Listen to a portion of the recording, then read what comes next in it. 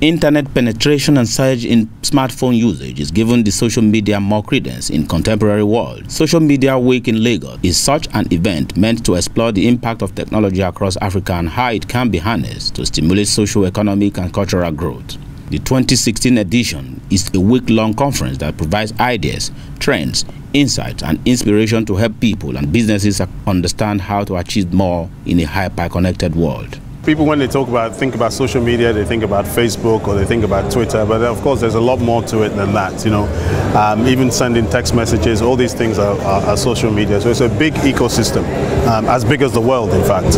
With vast array of social media like Facebook, WhatsApp, Twitter, LinkedIn, BBM, among others, making waves on the cyberspace, the Nigerian Communications Commission, NCC, states that the Cybercrime Act that was given assent by the President of Nigeria in May 15, 2015, was not meant to regulate the internet or over-the-top players, also known as disruptive technology, but to ensure that everybody is responsible for his actions on the cyberspace.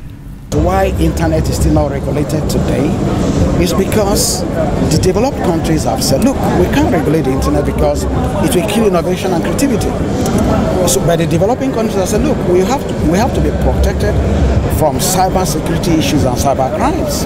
The Cybercrime Act makes provisions for identity theft with the punishment of imprisonment for a term of not less than 3 years or a fine of not less than 7 million naira. An example of identity fraud was the individual who impersonated the former governor of Lagos State, Chief Bola Tinubu, on Facebook and was apprehended recently by the police. The Act specifically creates child pornography offences with punishment of imprisonment for a term of 10 years or a fine of not less than 20 million naira, or both, depending on the nature of the offence. People who use the cyberspace, who use the internet, to the provisions of the Cybercrime Act 2015, that has stipulated some penalties for issues like cyber stalking, issues of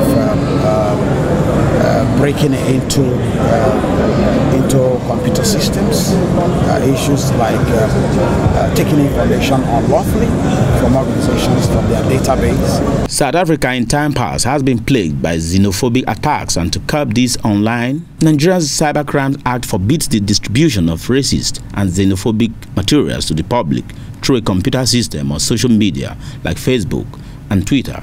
It also prohibits the use of threats of violence and insulting statements to persons based on race, religion, color, descent, or national or ethnic origin. Persons found guilty of these are liable of conviction to imprisonment for a term of not less than 5 years or a fine of not less than 10 million naira.